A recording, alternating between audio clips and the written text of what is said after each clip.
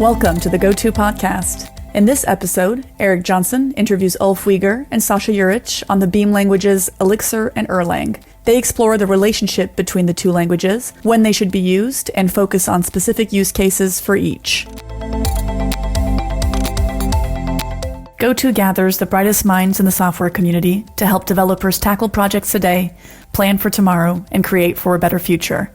Stay up to date with the latest in tech through GOTO's top-rated events, held online and in person in cities like Chicago, Amsterdam, London, and Copenhagen, and by subscribing to the GOTO Conference's YouTube channel, where you can find thousands more high-quality dev talks. Learn more at gotopia.tech.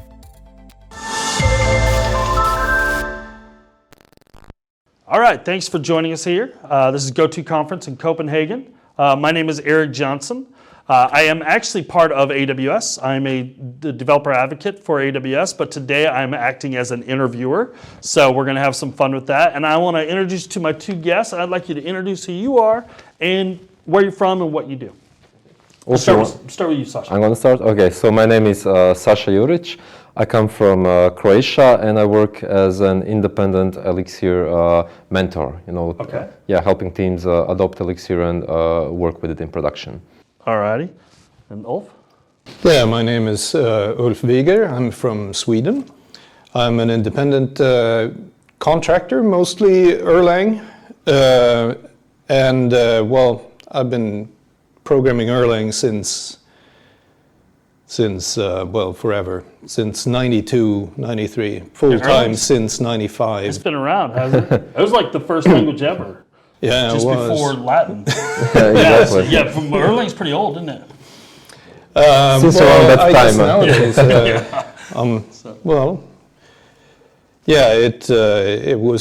It pretty much started life in '87. Okay. I would say '92 was the first time it became visible to anyone outside Ericsson, more or less. Okay. So I just happened upon it. Then I was taking a course at the Royal Institute of Technology in Stockholm. Robert Wirding and Björn Decker were there giving a course about computers and telecommunications. And then they introduced Erlang.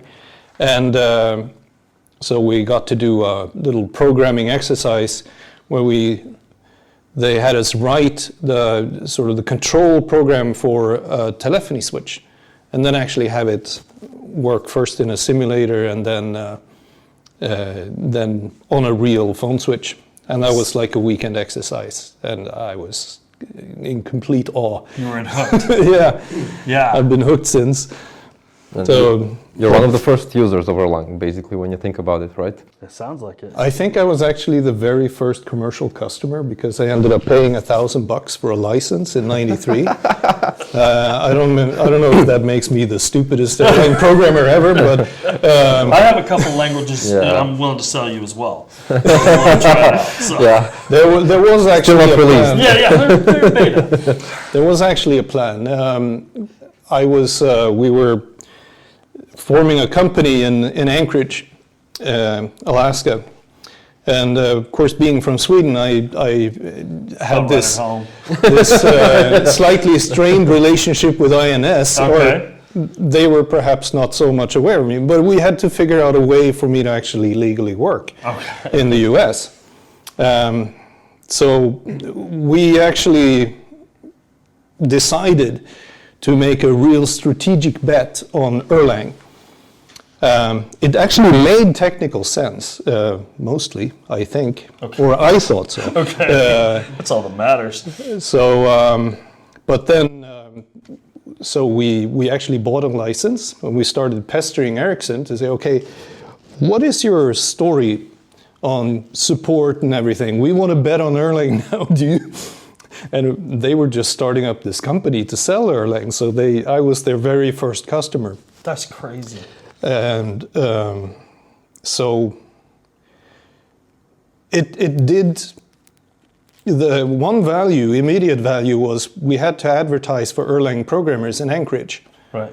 And we found exactly one predictably. It's a one-to-one language. I was expecting zero, more like zero. So I got my H-1B visa out of it. So Well, there you go. That's a win-win. yeah. Wow. I was pretty happy. Now, Saša, you do Erlang as well. I do now these days mostly Elixir, but I started with Erlang like almost 10 years ago. Yeah. All right. So they're kind of like, I mean, I don't know how much familiar you are. They're basically like different languages running on the same runtime or the same virtual machine. Erlang, of course, being the very first language running on the Erlang virtual machine, unsurprisingly. Okay. And Elixir came to happen like quite a lot later. The first version was released in 2014, but José Valim, the creator, started working on it in 2011. Yeah. So would you call it Elixir I mean, is it maybe an advanced version or a next generation of Erlang? It's a really interesting question, yeah. I think that at some point I remember hearing Joe Armstrong, the inventor of Erlang, saying that it's like the child of Erlang, so to speak. Okay. Yeah, it's definitely an evolution in some sense, but yeah, it's definitely like the next generation, so to speak, taking all the good stuff, and a lot of the best stuff in Elixir is based on Erlang. You know, it comes from Erlang, not Elixir itself.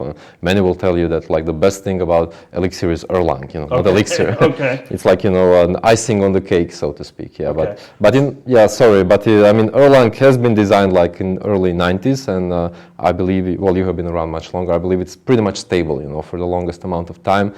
Things have progressed in some sense, mostly in terms of ergonomics that we as developers want.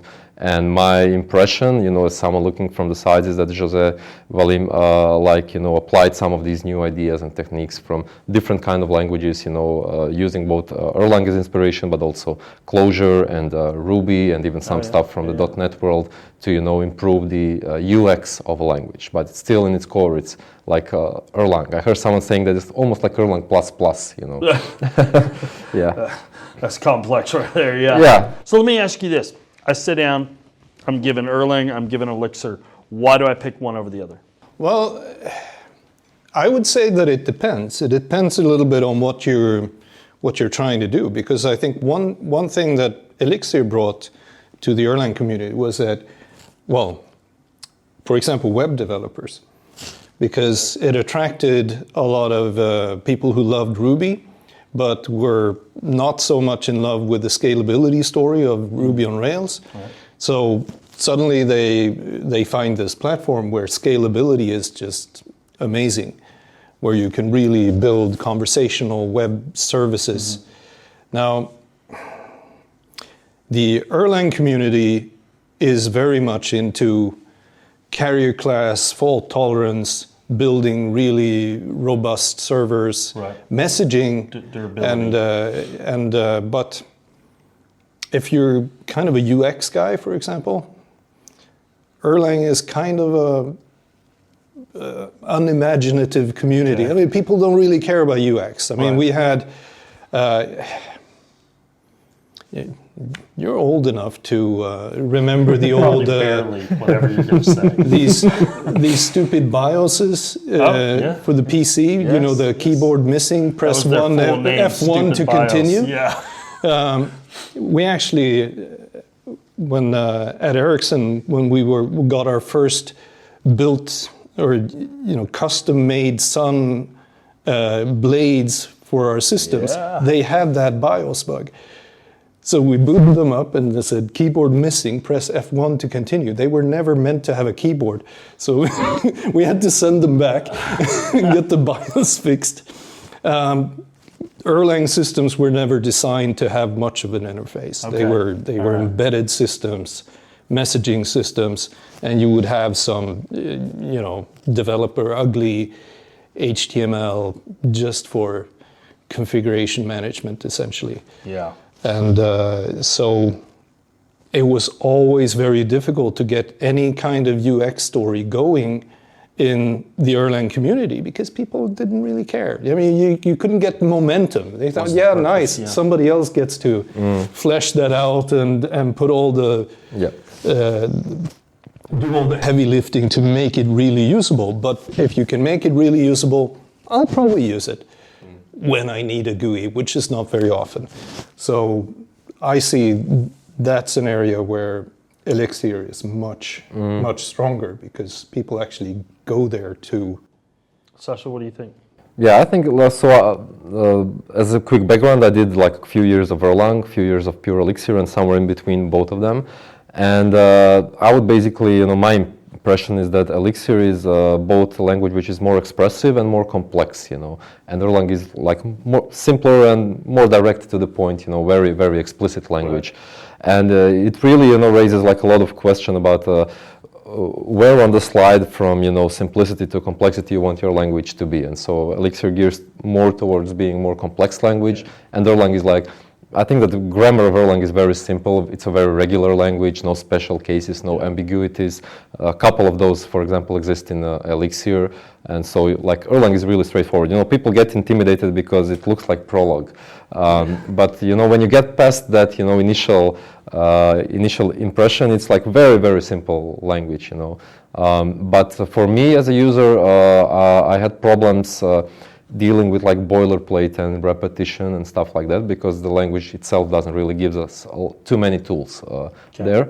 And Elixir, introduced some of the features in the language which made things much easier than they would be in Erlang. So that's basically my personal impression, and I believe that people who are, because we are not all equal, right? So there are people who prefer explicit over maybe more expressiveness, and the other kind of people who, like me, who maybe prefer to be a bit more expressive. Right. And it depends on your preferences. But as I said earlier today in my talk, really what comes from the runtime, this concurrency model that Erlang gives us, and every other language on top of Beam uses it. This is really where the key benefits are. Got it. Makes sense. So my only experience with Erlang is many years ago in a previous job, we were doing RabbitMQ. Okay. And you had to have Erlang installed and from my understanding, I didn't know it was almost the networking piece of RabbitMQ. It's what allowed the connectivity. Yeah. So that was really interesting. So I learned enough to install it and make the settings and call it good. So let me ask you this. You guys we're here at Copenhagen, and we're at GOTO. Sasha, we'll start with you this time. What are you going to be speaking on, or what have you been speaking on? I held a talk which was literally about the runtime layer of Erlang, the Beam, the official implementation of the Erlang virtual machine. And it was like a demo-driven talk trying to showcase, why would you want to consider using these languages such as Erlang, Elixir, and there are like 15 languages or so built on top of Beam for, building your software systems. And when I say software system, I mean like any backend, any web server of any kind of domain. And I believe that Beam is really designed very, very nicely for that particular type of problem. Okay. And that's what I try to explain in the talk, as much as you can in 45 minutes. Nice. So were you live demoing? There were a lot of demos, trying to make things more tangible and more like relatable. That's always fun, is live demoing. So you pray the internet's going to work. It's all that kind of stuff. So very cool. The trick is not to base your demo on the network as much as you can. That's right. Yeah, that's right. Well, as an AWS serverless guy, I really have no choice. It goes up. So you hope the internet's working. So, Ulf, what about you? Yeah, my talk is going to be about using Erlang in blockchain development, because that's what I'm currently into. I'm on the core team of the æternity blockchain, which is a little bit special, maybe not the best known blockchain, that would be Bitcoin, but it is, as most people know, there are a lot of different cryptocurrencies out there, but most of them are essentially spin-offs of either Bitcoin or Ethereum. Okay. So the æternity blockchain is actually a project to build a new blockchain from scratch, trying to incorporate most of the things we've learned in the last couple of years of blockchain research, and making a lot of the interesting sort of add-ons that are sort of tacked on top of, for example, Ethereum as first-class objects on the chain, and see where that takes us. And that is actually implemented in Erlang. And it wasn't my choice. Okay, I was going to say, what was the driver on that? Yeah. Yeah, so I think there are a couple of different blockchain implementations done in Erlang and Elixir. Yeah. It's like a frequent choice. So Why? Yeah, I'm curious to see why. Why not Node? Just kidding. My personal feeling about why a certain language is chosen to begin with, it's usually comes down to what your experts at the time Yep. felt that they either wanted to always program in or what they wanted to experiment in on next. So, and then if it works well, you come up with a story to justify why you picked the language and why it was the perfect pick. And but usually that's just Yeah. I mean, essentially, we all have our favorite languages that we try to squeeze any problem into, more or less. And that sounds more stupid than it is, because It's life, though. I mean, yeah, I agree with you. so in earlier incarnations of this talk, I used to start out by basically asking just what's the best language for poetry? And I think, well, that's a good measure of whether you actually can master a language. Yeah. If you can write poetry in it, When you you have said that, I was achieved like, the best mastery. language for web editing, the best language for poetry. Yeah, So that would be Texan. yeah, absolutely. How And, do y'all? Yeah, exactly. I actually killed those slides because they're already on the internet. The answer this time would have been Danish, of course, but Yeah, I fail to agree with that. So maybe so. I do like the Danish language. there is some pretty. amazing Danish poetry. Is there like any poetry written in Texan? There is. Yeah. How do y'all? How you doing? Got things a brewing. Right on Anyway, the top. I mean, right Okay. there, Yeah. folks. Wow. That's double. Eric earned his money today. Yeah, So- I mean, basically trying to just drive the point that the best language to write poetry in is probably the language that is native to you. That's right. Because it's a way of expressing very complex thoughts beyond the language, essentially, Yeah. and that's where we want to go as programmers as well. So we want to achieve mastery in at least some languages, and then those will probably be the languages that we are best at expressing very complex ideas in. Yeah. Unless whatever you want to do next falls out of the sort of domain of languages that you can very easily solve. Yeah. Right. Like it's SQL, for example, right? You cannot. Well, you probably can write blockchain in SQL. Yeah. You know, people have been doing everything in everything, but yeah, probably really not like a good fit. And then, of course, the really unlucky ones, or lucky, depending on how you look at it, are the C++ programmers, because obviously you can write anything in C++, right? Yeah, but you don't feel compelled to move beyond it. Yeah. Erlang is a little bit more opinionated in that there are certain things that you clearly cannot write in Erlang. And if in an opinionated language, it should be fairly clear what it's good at and what it doesn't want to do. Yeah. And if you go into a domain where you're using a language like Erlang or whatever that is very specific about what it wants to be good at, it's going to fight you every step of the way. Yeah. A lot of people who come into Erlang, for example, who are ex-Java or are Java programmers or have only done object-oriented programming, Right. they will spend like half a year, That was me. By the way. hopefully Trying to less. objectify Erlang. Yes. Literally. I did that too. It's that it really is. It's a square peg round hole type thing. Yeah. Oh yeah. where So finally yeah. you get over it, and you decide that or you move on. Yeah. it's not only is it not necessary, it is not going to work out well. So I got a question for you guys. Do you think you could run Erlang serverlessly? Serverlessly. Yeah. Well, if it's in someone else's server, you know. Yeah. Okay. Alrighty. On I a Lambda, like an AWS Lambda. What do you think? I think that it's going to be it's not going to be a good fit. Yeah. Okay. Actually, when I was at Erlang Solutions some years ago, I was their CTO for a while. We had a lot of talks about whether you could build a cloud environment to execute Erlang code.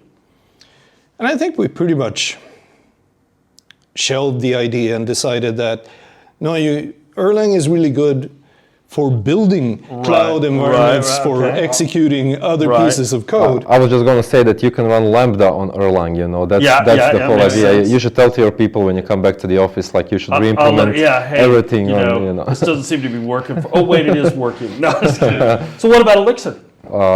Elixir is just a different language on the same runtime, so it's the same story, you know. I will tell you. No, the thing that's going to trip you up is that Erlang and Elixir, the Beam environment, is very, basically wants to treat processes almost like object-oriented languages want to treat objects. It's like...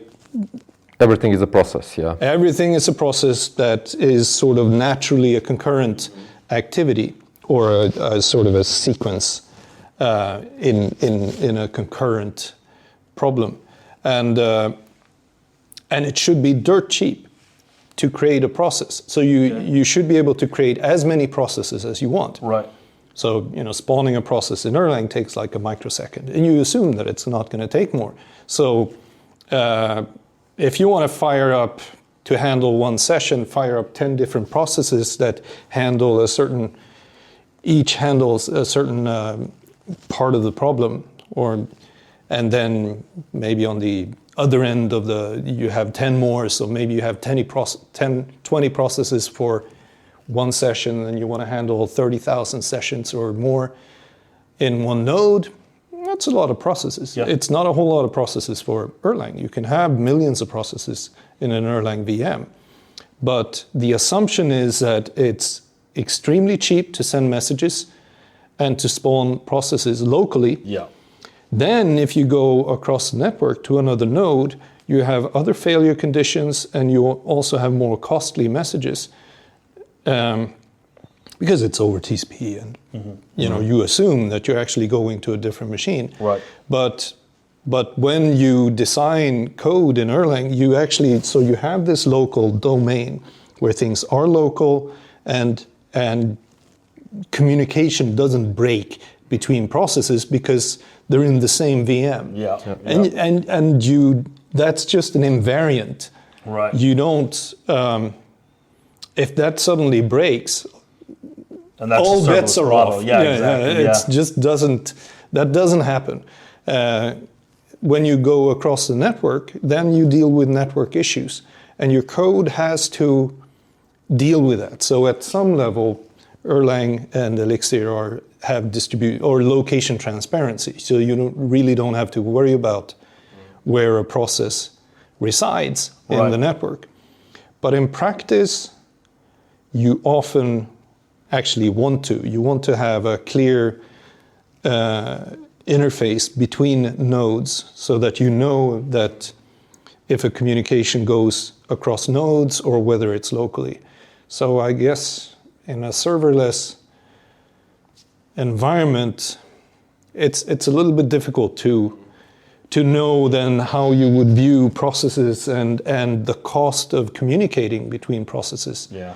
I mean, and especially that will affect your entire design. If you talk about Lambda, right, which I presume is at the core of the serverless whole philosophy, you spin these instances a lot and take them down very frequently. And I mean, Beam takes some significant time to boot up. I mean, we're talking about milliseconds, but still, you don't want to do this too frequently. So it kind of defeats the purpose. Yeah. Yeah. And it was kind of a trick. I'm not gonna lie, it was a little bit of a trick question, because we actually have. So we have a.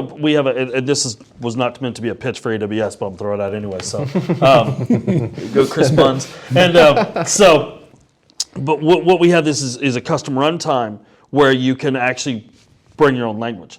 And interestingly enough, there has been in the wild one for Elixir and Erlang created. Yeah, that's good to hear. Now, and the idea, and I see what you're saying, because Erlang, and you can.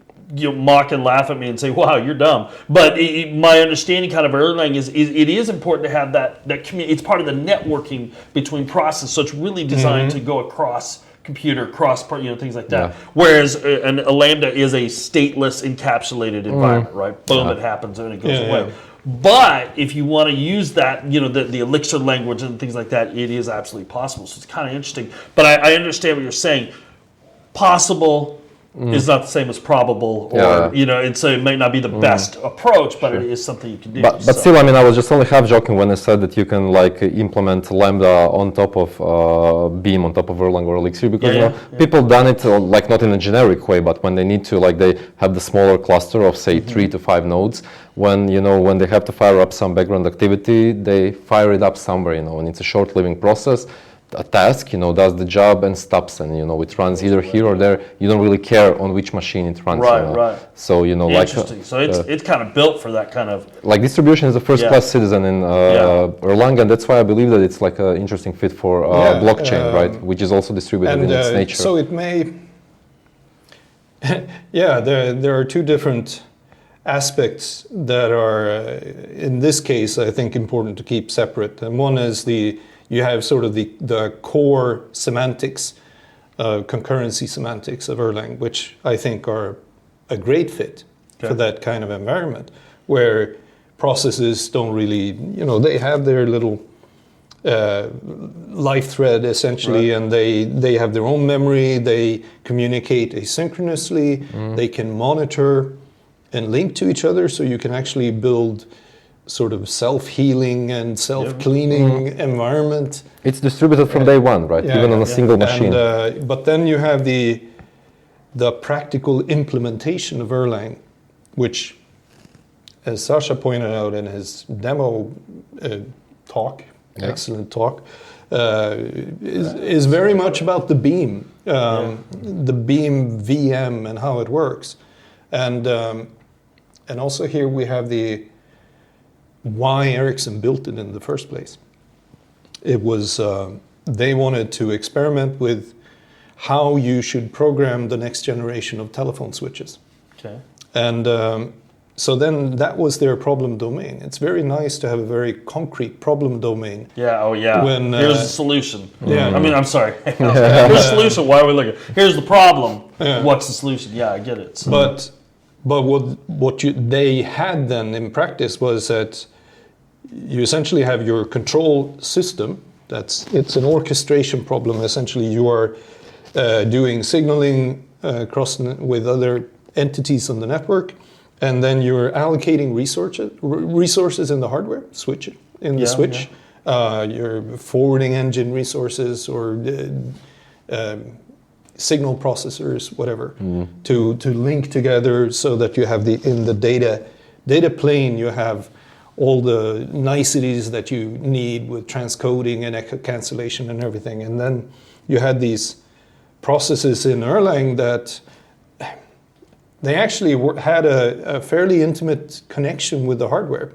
Okay. So you wanted this VM to sit there and actually control certain hardware pieces, and then you had the redundancy and also no sandboxing. Obviously, this is telco.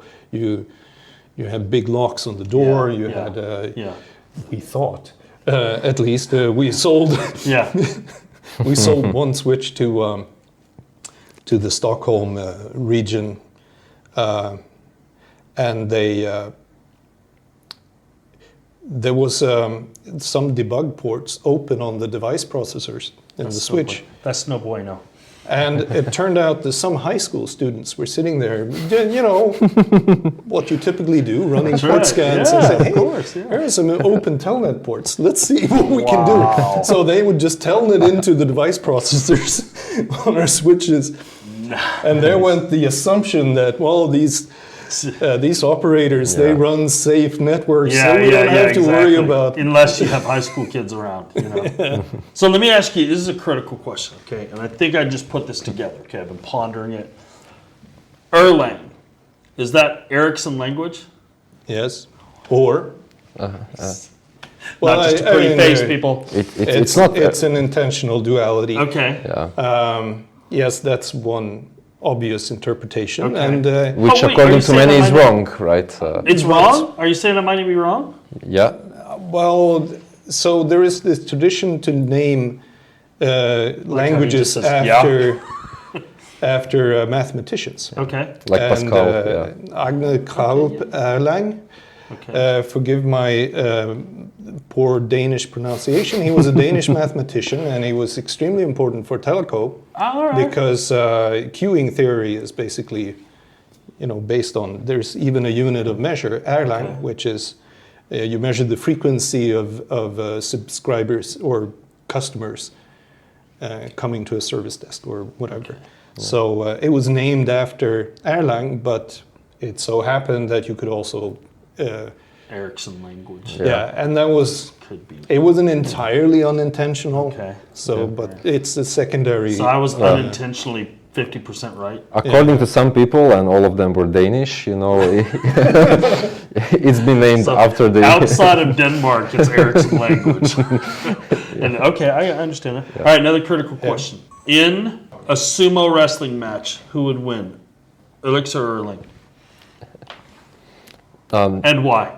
I believe they wouldn't compete because they are lightweight. Wow. That was the best dodge I've ever seen. Well, guys, I really appreciate you joining us. This is a lot of fun. I'm going to be honest. I've learned more in this session than I thought I would. But no, I really learned. I knew of Erlang. I knew of Elixir. I didn't know how they were related. I didn't know their purposes. I didn't know why anybody would use them. And now I know. And it's actually quite fascinating. But Saša, Ulf, I appreciate you joining us. And I don't know if you want to give a hello, goodbye, hi, mom, anything like that. But thanks a lot. So. Yeah. Well, thank you for having us. Yeah, it was a blast. You bet. It was fun, thanks. Yeah, thank you. We'll see you later, and we're out. Bye-bye. Thanks for listening to this episode of the GoTo podcast. Head over to gotopia.tech for lots more content from the brightest minds in software development.